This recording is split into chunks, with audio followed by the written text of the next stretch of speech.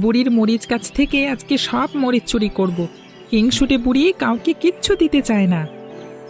বুড়ি লাঠি হাতে একটু পরেই তেড়ে আসবে, মরিচ চুরি করার জন্য বাড়ি গিয়ে নালিশ করে আসবে। এই দুপুরবেলায় বুড়ি এদিকে আসবে না, মনে হয় খেয়ে ঘুমাচ্ছে। বুড়ি যখন দেখবে তার মরিচ গাছে একটা মরিচও নেই, কি যে রাগ করবে, ঝগড়া করে গ্রাম একেবারে মাথায় তুলবে। মরিচগুলো ছিঁড়ে এখান থেকে পালিয়ে যাই। আমরা যে মরিচ ছিঁড়েছি এ কথা স্বীকার করা যাবে না। তাহলে মরিচগুলো কি করব?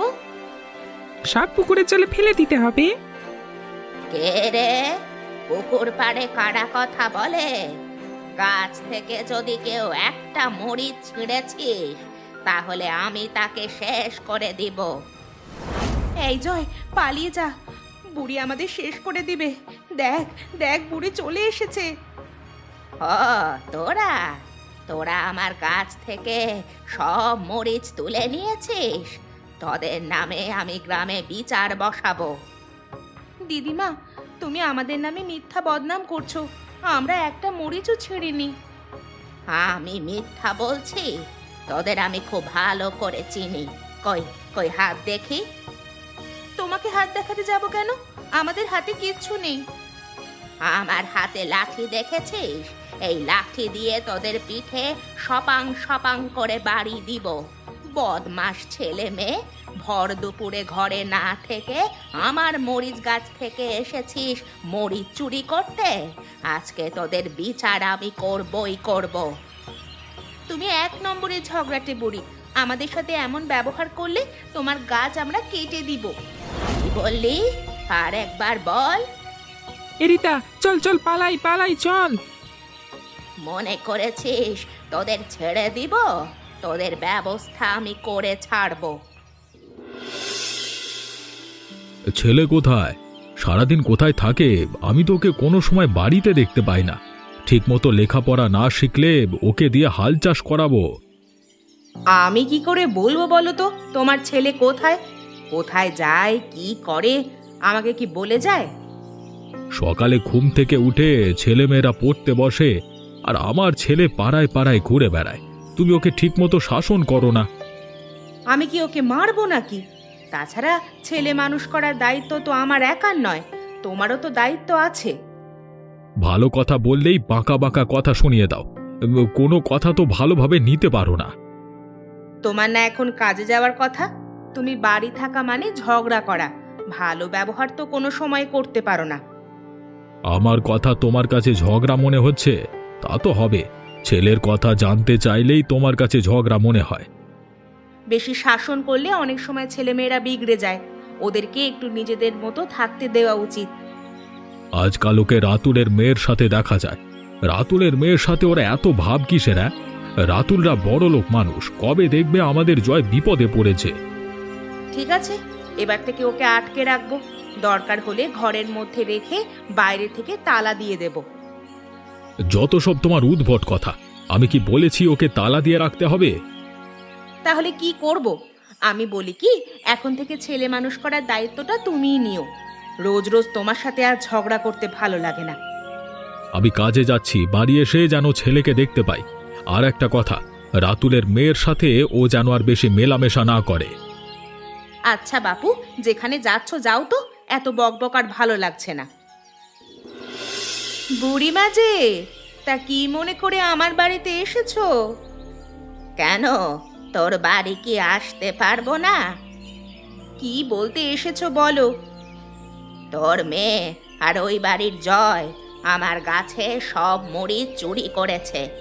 এমন চোর মেয়ে জন্ম দেওয়ার চাইতে না দেওয়া ভালো। আর কোনোদিন যদি তোর মেয়ে আমার গাছের মরিচ চুরি করে তাহলে তোর মেয়ের নামে বিচার বসাবো। তোমার সাহস দেখে আমি অবাক হয়ে যাচ্ছি। বাড়ির পরে এসে আমারই মেয়ের নামে বদনাম করছো। এই মুহূর্তে আমার বাড়ি থেকে বার হয়ে যাও। চোরের মায়ের বড় গলা, তোর নামেও আমি গ্রামে বিচার বসাবো।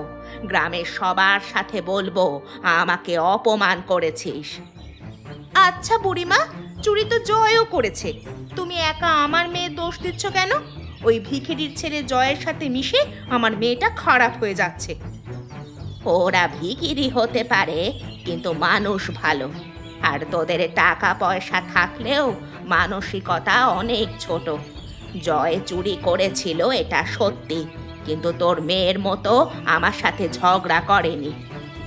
দেখুন বুড়িমা, আমার মেয়ে চোর নয়। খারাপ ছেলে মেয়েদের পাল্লায় পড়ে হয়তো তোমার বাড়িতে যেতে পারে, কিন্তু তাই বলে আমার মেয়ে চুরি করেছে এই কথা আমি বিশ্বাস করি না। তাহলে কি আমি তোর সাথে মিথ্যা কথা বলছি? আমি সাবধান করে যাচ্ছি, ফের যেন তোর মেয়েকে আমার বাড়ির আশেপাশে না দেখি। রীতার বাবা বাড়িতে আসুক, তারপর আমি ওই ভিখিরির ছেলের ব্যবস্থা করছি। ওই জয়ের জন্য আজকে আমার মেয়েকে কথা শুনতে হচ্ছে। আগে নিজের মেয়েকে ভালো মতো মানুষ কর, তারপর অন্যের ছেলের ব্যবস্থা করিস। বুড়িমা, তুমি এখন যাও, তোমার সাথে বকবক করতে আমার ভালো লাগছে না। তাছাড়া তুমি কেমন মানুষ গ্রামের সবাই জানে। আমার মেয়ের নামে বিচার বসালে কেউ তোমার কথা বিশ্বাস করবে না। আমি এখন যাচ্ছি, তবে বলে গেলাম তোর মেয়ের নামে বিচার আমি বসাবই।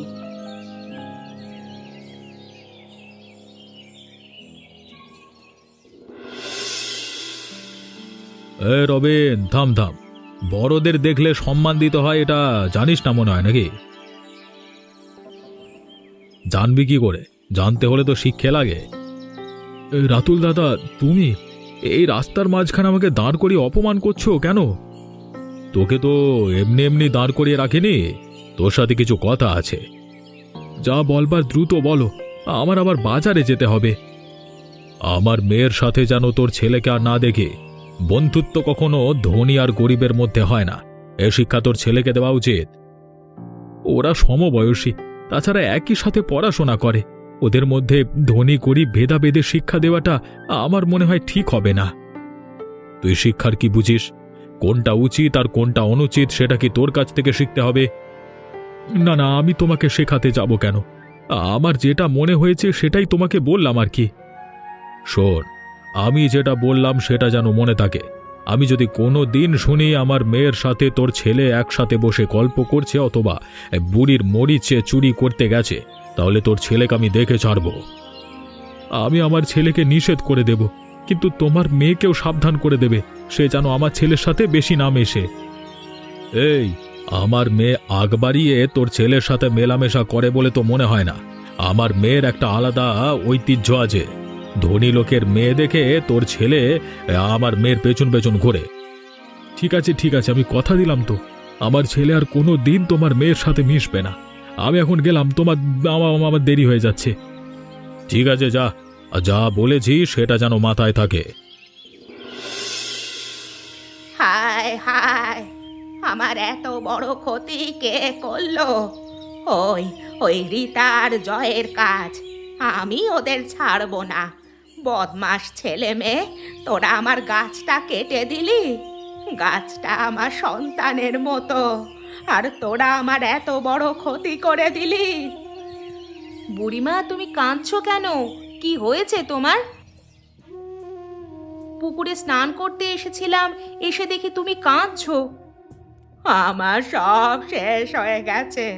তোর ছেলে আর রীতা মিলে আমার সব শেষ করে দিয়েছে। তোমার মরিচ গাছ কে নষ্ট করেছে? যে এই কাজটা করেছে সে একদম ঠিক করেনি। বললাম তো, তোর ছেলে আর রীতা মিলে আমার সর্বনাশ করে দিয়েছে। ওরা ছাড়া এই কাজটা কেউ করেনি। আমি তো কোনোদিন কারোর কোনো ক্ষতি করিনি, তাহলে মানুষ আমার পেছনে কেন লাগে? বুড়িমা, জয় তো 2 দিন ধরে বাড়ি থেকেই বার হয়নি। ও এখন সারাদিন বাড়িতেই থাকে, রীতার সাথে এখন আর মেশে না। তাহলে রীতার কাজ। বেয়াদব মেয়ে, আমার এত বড় ক্ষতি করতে পারলি? ও বুড়িমা, তুমি কান্নাকাটি করো না গো। আমি তোমাকে একটা সাদা মরিচ গাছের চারা দিব, তুমি সেটা লাগিয়ে দিও। এই গাছটা আমার সন্তানের মতো। আমি তো এই গাছটাকে আর পাবো না রে। এই গাছটাই আমার লাগবে। তোমার কষ্ট আমি বুঝতে পারছি, কিন্তু তোমার জন্য কিছু করতে পারছি না। তুমি আমার সাথে আমাদের বাড়ি চলো। আমি কোথাও যাব না। আমার কষ্ট তোরা কেউ বুঝতে পারবি না। ওই রাতুল আর আর ওর বউ মেয়েকে একটা অমানুষ তৈরি করছে। কি আর বলবো, ওরা নিজেরাই তো অমানুষ, তাহলে ওদের মেয়ে আর কত ভালো হবে। রীতা মেয়েটাকে আমার কখনো খারাপ মনে হয় না। ওর বাবা মা অনেক অহংকারী, এটা সত্যি, কিন্তু ও মোটেই ওর বাবা মার মতো নয়। ও যদি ভালো হতো তাহলে আমার মরিচ গাছটা কেটে দিত না। অনুমান করে কাউকে দোষী বলা যায় না বুড়িমা। তুমি আমার সাথে চলো, পরে আমরা আসল অপরাধীকে খুঁজে বার করব। এই জয়, বাড়িতে আছিস? জয়, একটু বাইরে আয় তো, তোর সাথে আমার কিছু কথা আছে। তুই এখানে কেন? বাড়ি যা, তোর সাথে আমি কথা বলতে চাই না। কেন রে, তুই আমাকে এমন এড়িয়ে চলছিস কেন? স্কুলে গিয়েও আমার সাথে কথা বলিস না। আমি কি কোনো অপরাধ করেছি? এখানে দাঁড়িয়ে কথা বলছি, কেউ দেখলে বিপদ হয়ে যাবে, তুই যা। কেন? আমরা কি আগে কখনো কথা বলিনি? আজকে লোক দেখলে বিপদ হবে কেন? তাছাড়া লোকজনের কথায় আমি পাত্তা দিই না। তোর বাবা আমাকে তোর সাথে মিশতে নিষেধ করেছে। দেখ, আমরা গরিব মানুষ, তাই চাইলেই সবার সাথে বন্ধুত্ব করতে পারি না। বাবার কথা বাদ দে তো, আমরা সেই ছোট থেকে একসাথে মানুষ হয়েছি। বাবা বলল আর আমরা মেলামেশা বন্ধ করে দিব? তুই যদি আমার ভালো চাস তাহলে এখান থেকে এখনই চলে যা। তুই আমাকে তাড়িয়ে দিচ্ছিস জয়?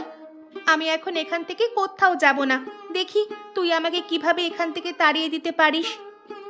আমাকে একটা কথা সত্যি বলবি? তোর সাথে আমি কখনো মিথ্যা বলি না।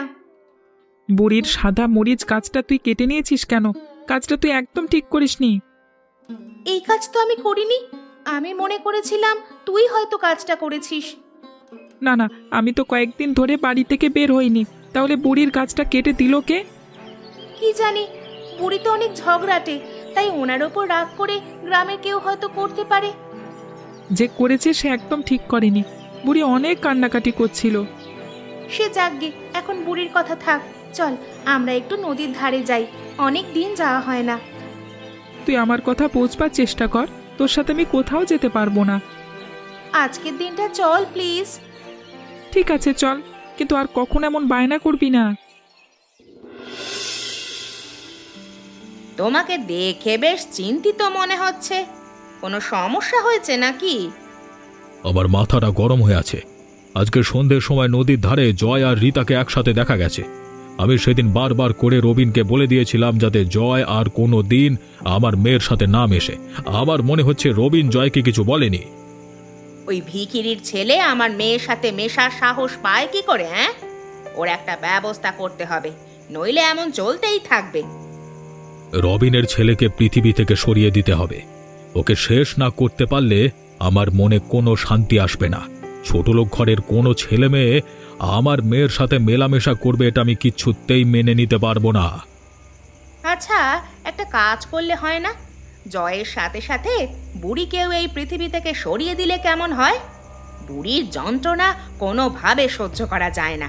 কয়েকদিন আগে রাতের অন্ধকারে বুড়ির মরিচ গাছটা আমি কেটে দিয়েছিলাম।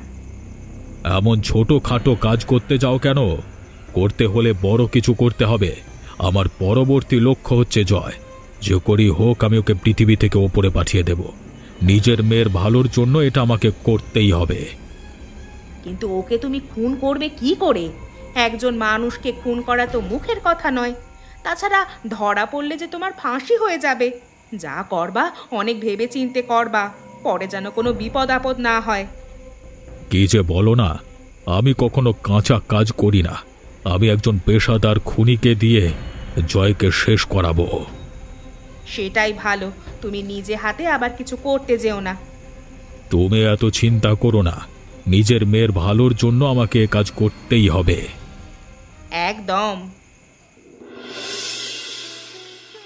জীবনে প্রথম মনে হয় কোনো ভালো কাজ করলাম।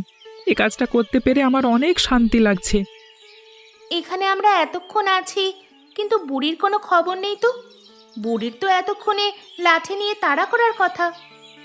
বুড়ি মনে হয় বাড়ি নেই, বাড়ি থাকলে কখন চলে আসতো। রিতা, এবার আমি যাব। তোর সাথে আমার কথা বলা নিষেধ, তারপরও আমি কথা বলি। এভাবে দুদিন পর পর দেখা করা কিন্তু আমাদের একদম ঠিক হচ্ছে না। তোর সমস্যাটা কি বলতো? এত ভয় পেলে কি চলবে? আমার বাবা একটু রাগী, কিন্তু খারাপ নয়। এখন থেকে আমার বাবাকে তুই আর ভয় পাবি না তো। আমি ভয় পাচ্ছি আমার বাবাকে।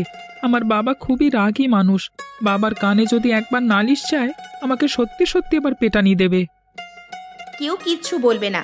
আমি দরকার হলে তোর বাবার সাথে কথা বলবো। তোর বাবাকে আমি বুঝিয়ে বলবো। আমার বাবাকে না বুঝিয়ে তোর নিজের বাবাকে বোঝালে বেশি ভালো হয়। বাদ দে এসব কথা। চল আমরা একবার বুড়ির বাড়ি যাই। বুড়ির কোনো সমস্যা হলো কিনা দেখে আসি। আচ্ছা চল।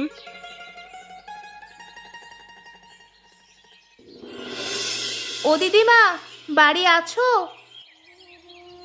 দিদিমা, তুমি এখানে শুয়ে আছো কেন? আমাদের লাঠি নিয়ে তাড়া করোনি, তাই তোমার খোঁজ নিতে এলাম। আমার শরীরটা একদম ভালো নেই।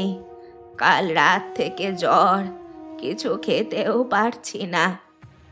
ওষুধ না খেলে তো জ্বর আরো বেশি হবে। এই জয়, তুই তাড়াতাড়ি ওষুধ নিয়ে আয়। 2 দিন ধরে কিচ্ছু মুখে দিতে পারিনি।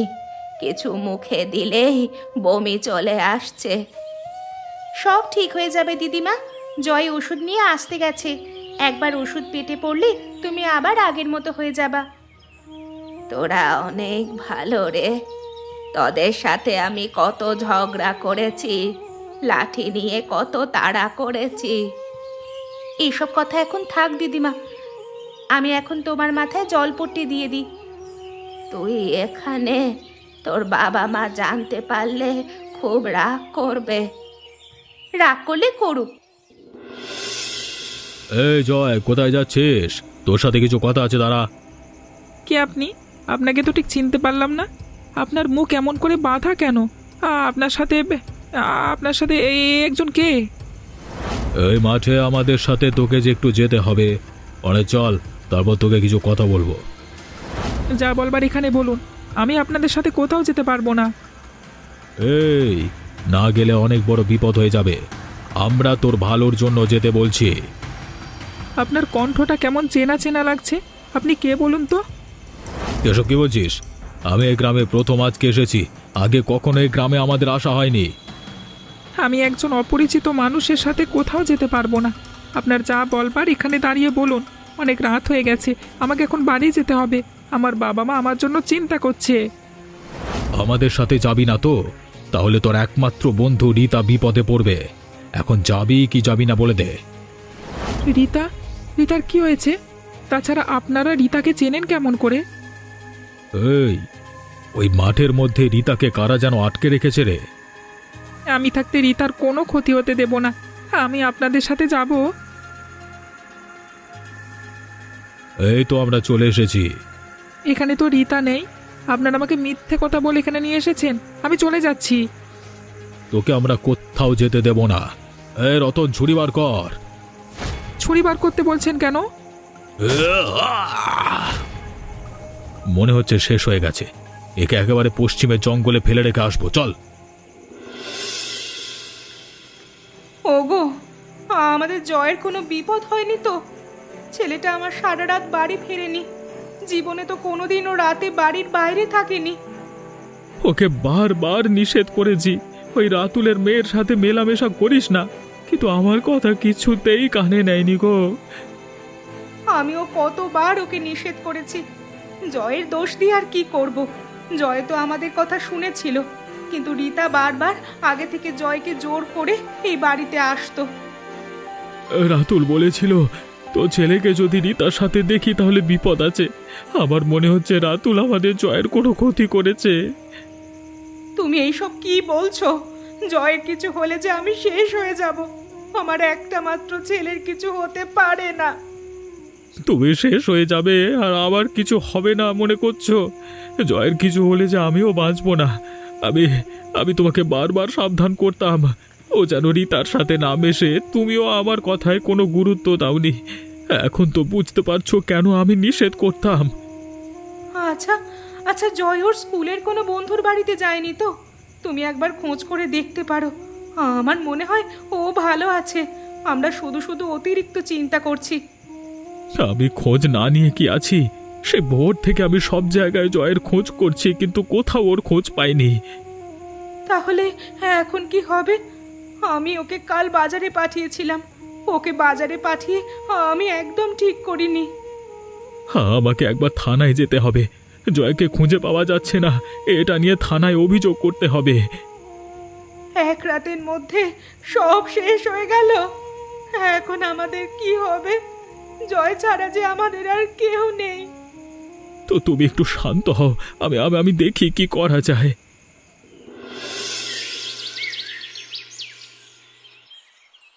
আজকের মতো পাতা আর কুড়াবো না।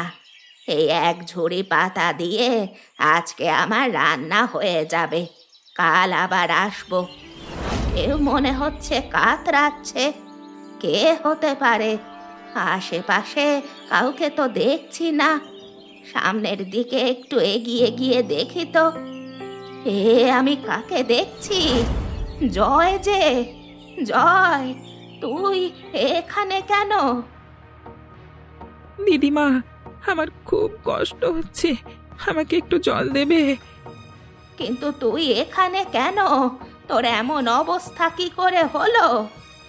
গতকাল রাতে দুজন লোক আমাকে মেরে এখানে ফেলে রেখে গেছে। ওরা মনে করছিল আমি মরে গেছি হয়তো। তোর পেট দিয়ে তো অনেক রক্ত পড়ছে, এখনই তোকে ডাক্তারের কাছে নিয়ে যেতে হবে। কিন্তু আমি বুড়ি মানুষ, এখান থেকে তোকে কি করে নিয়ে যাব বাবা? তোর বাবা মাকে খবর দিতে হবে। দিদিমা, তুই আমাকে একটু জল দাও, আমার গলাটা একেবারে শুকিয়ে গেছে। আমি জল আনছি, আগে তোর বাবা মাকে খবর দেওয়া উচিত। তুমি একটা কাজ করো, গ্রামের ডাক্তার কাকাকে খবর দাও। আজকে যদি আমার চিকিৎসা না হয় তাহলে মরে যাব। তোর এই অবস্থা কে করলো? আমি তো কিছুই বুঝতে পারছি না। গতকাল রাতে আমাকে যে দুজন লোক এখানে ফেলে রেখে গেছিল, তাদের মধ্যে একজনের কণ্ঠ রাতুল কাকার মতো। তাহলে রাতুলের কাজ হতে পারে। ও তো একদম ভালো মানুষ নয়। ওর মেয়ের সাথে তুই ঘোরাঘুরি করিস, সেই রাগেই তোর সাথে এমন করেছে। দিদিমা, তুমি তাড়াতাড়ি ডাক্তার নিয়ে এসো, আমার খুব কষ্ট হচ্ছে। আচ্ছা, যাচ্ছি। জয়কে জীবনের মতো ওপরে পাঠিয়ে দিয়েছি। আমার মেয়ের সাথে বন্ধুত্ব করবার ফল সারা জীবনের জন্য মিটিয়ে দিয়েছি সালা। বেশ হয়েছে, বদমাস ছেলে। আমার মেয়ের সাথে মিশতে হলে যোগ্যতা লাগে, ধনী গরিব কখনো বন্ধুত্ব হতে পারে না, এটা সবার জানা উচিত। তুই কিছু বলবি? আমি তোমাদের সব কথা শুনেছি। তোমরা এত খারাপ আমার জানা ছিল না। জয় আমার বন্ধু, একসাথে আমরা পড়াশোনা করি, আর আর তোমরা ওকে খুন করে দিলে। কেন করলে এটা? তুই কি সব বলছিস? আমরা ওকে খুন করতে যাবো কেন? তুই ভুল শুনেছিস। তোমরা কি বলেছিলে আমি নিজের কানে শুনেছি। তোমাদের কঠিন শাস্তি হওয়া দরকার। কি শুনেছিস তুই? শোন, তোর বাবা ওকে লোক দিয়ে খুন করিয়েছে, বেশ করেছে। তোর পেছন পেছন ঘোরার সাহস ও কি করে পায়? জয় কখনো আমার সাথে মিশতে চায়নি, আমি ওর সঙ্গে জোর করে মিশতাম। তোমরা কোনো কিছু না জেনে জয়ের সাথে এমনটা করতে পারলে, আমি তোমাদের পুলিশের হাতে তুলে দিব। তুই আমাদের ভুল বুঝছিস মা। আমরা যা করেছি সব তোর ভালোর জন্য করেছি। একটু মাথা ঠান্ডা করে ভেবে দেখ মা। আমার মাথা ঠান্ডাই আছে। তোমাদের শাস্তি দিতে না পারলে আমার নিজের কাছে আমার নিজেরই অপরাধী লাগবে।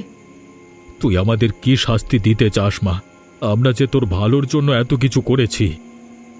আমার ভালো নিয়ে তোমাদের আর কোনোদিন যাতে কিছু ভাবতে না হয় সেই ব্যবস্থাই আমি করব। পাগল মেয়ে একটা, ওর কথার গুরুত্ব দেওয়ার কোনো দরকার নেই।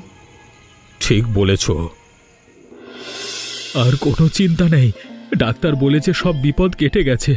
বুড়িমা, তোমার কাছে আমরা সারা জীবনের জন্য ঋণী হয়ে থাকলাম। আজকে তোমার জন্য আমার ছেলেটা প্রাণে বেঁচে গেছে। সব ওপরওয়ালার ইচ্ছা বাবা।